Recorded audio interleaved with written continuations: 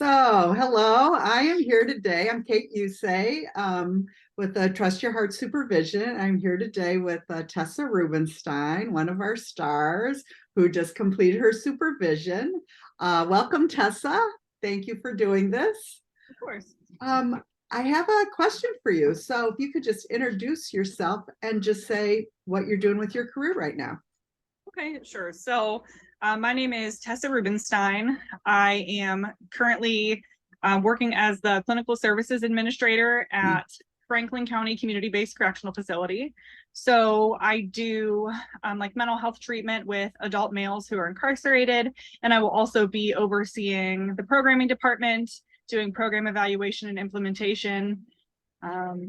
Yeah, that's kind of where I'm at right now. I just recently transitioned into that role, and it's going really well so far.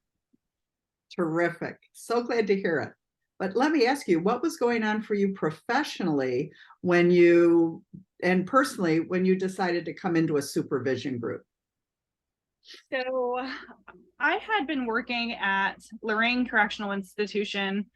I was kind of running into an issue, and I think unfortunately a lot of social workers run into this problem where their place of employment does not offer supervision. So, I kind of recognized that I maybe needed to look elsewhere. And so I had just finished grad school. I was pregnant for my son.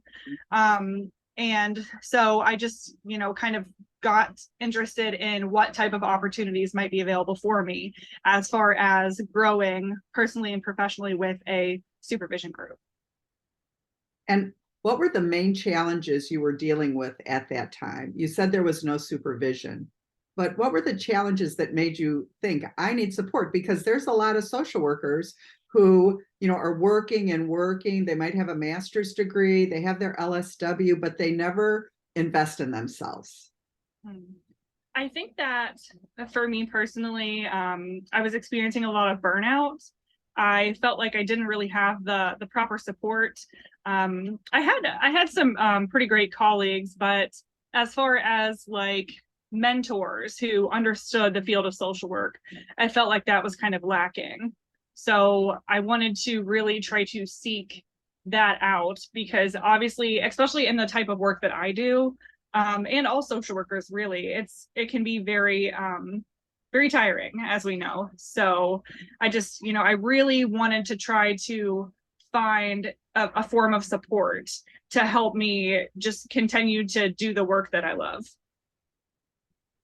So what experience were you looking for? You were looking for a group, but what was your criteria for what you needed? So I was definitely looking for somebody who was very well versed in the field of social work, somebody who had a lot of practice-based knowledge and experience. But then I was also looking to form connections with other social workers. Mm-hmm. So I think that's so important. So many of us work in kind of host settings, and obviously a prison is a host setting, and so that need to have like-minded colleagues, like-minded, but also they're having different experiences, so you can also bring that back to your position. Right. So what kind of insights did you gain, and what kind of personal and professional results do you think you've had as the result of completing supervision? And if you can talk a little bit about your professional growth, because you skyrocketed in the past 2 years. So I think that throughout my time in supervision, I did a lot of self-reflection, both personally and professionally. I felt like when I started supervision, I was kind of in a place where I was almost stagnant. I was kind of comfortable with where I was. I didn't really want to step outside of my comfort zone at all. But as I moved through the process of supervision, gained support from the group, I really was able to recognize my potential and kind of step outside of my comfort zone and realize that there were more opportunities out there for me. While I was in supervision, I did go through a few different career changes. And honestly, I think that without the push of my supervision group, that would not have been possible for me. So I'm incredibly grateful for the experience that I had through supervision. I feel like A lot of really important constructive criticism was given to me. I know that when I was in supervision, I didn't always want to hear that criticism, but it was definitely what I needed. And I think that it's really helped me to grow, not only as a professional, but as a person in general. I think that I now have a greater understanding of my personal strengths and maybe also some areas that I need to continue to work on throughout the remainder of my career. Bravo. That's one of the reasons I talk to people before they come into group, because I want to see if they're coachable. There's many of us that are afraid, just like you say, to step out of your comfort zone. And you were able to not only take that, but then act on it.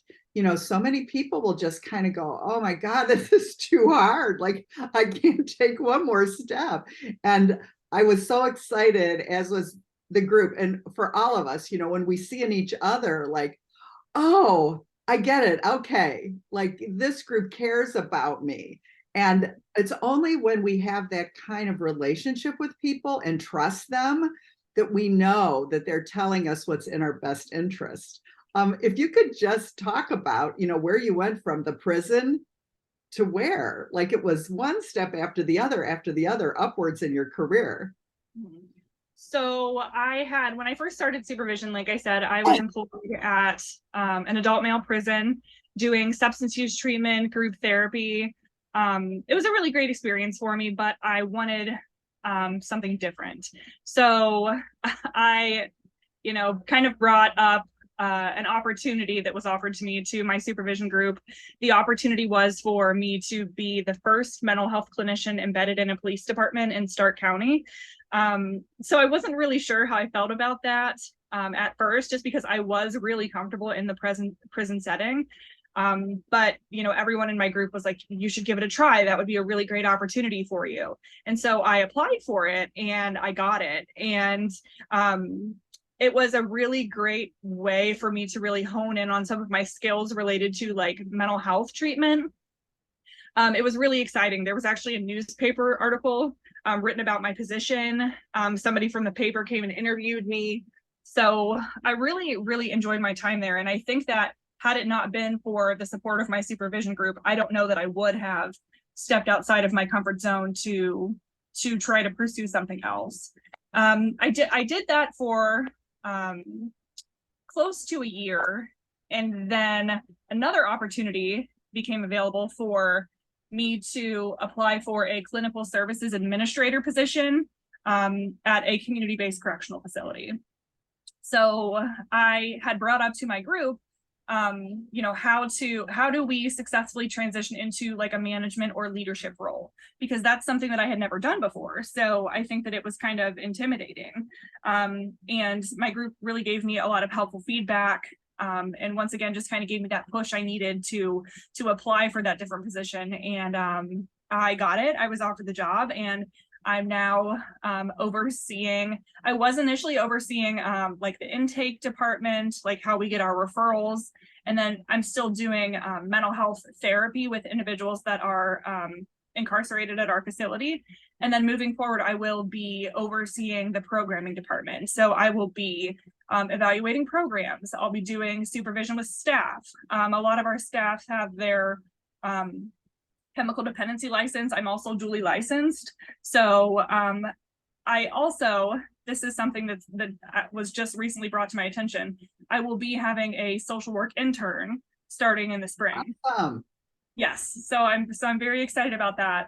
There are just so many opportunities for me there. It was a really huge step in my career, and I just can't really wait to see where I go from here. So it's exciting. So I heard you say you got more clarity.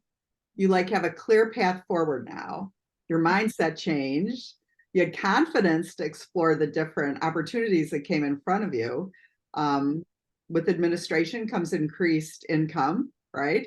So absolutely. All of that, you investing in yourself. And this is what I hear from a lot of, social workers in the field, like, oh, I'll have to pay for supervision. Well, I understand that piece, but that piece is investing in yourself. And the most important thing you can do is vet the potential supervisor and the group. How is this going to be for me? And you can try it out and see if it's a good fit for you and move forward. Do you want to talk a little bit what you chose to do now with your education? Sure. So, obviously, like when I first started supervision, I had just obtained my master's degree from Ohio University. Since then, I have recently started a doctorate program. So, I am in my doctorate program at the University of Kentucky. I'm still not 100% sure which direction I'm going to go with that, either clinical social work or administrative leadership. But I just think that this is going to take my career to the next level. And once again, with support from my group, I was able to, step outside of my comfort zone and say, hey, what do I need to do to really take my career to the next level? You took advantage of everything. It was like you took another, it was like, I think supervision's like can be another graduate program. It's like you took every opportunity available in that group to pick people's brains.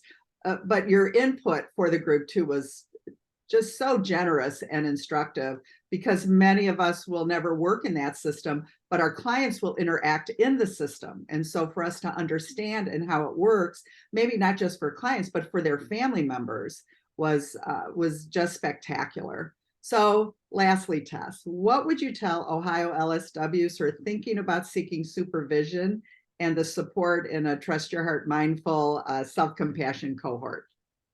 So I would encourage anyone who is seeking supervision, obviously really do your research. There is an Ohio Social Workers Facebook group, and I have recommended Trust Your Heart Supervision to so many people because it's more than just supervision. You're forming lifelong friendships, connections, mentorship. We do a lot of kind of extracurriculars too, as far as like retreats, and just we really, really focused on the importance of self-care, which obviously in our field is such an important component. And I would just encourage anyone to look into Trust Your Heart Supervision. I know that I am so thankful for the experience that I had and the lifelong relationships that I was able to form with the other women in my group. Something about my cohort as well is it's women empowering other women. So, that is something that I really took away from it that was really meaningful and special. So I would just, I would encourage anyone to look into supervision that is more than just supervision, that will actually be a meaningful experience, both personally and professionally. Thank you so much for caring enough about other social workers to let them know your experience. And of course, you're welcome to stop back into supervision anytime. We would just love to see you and hear what you're doing. I absolutely will. So thanks so much, Tess. I look forward to see what you're going to do in the future. Great. Thank you so much. You're welcome. Bye.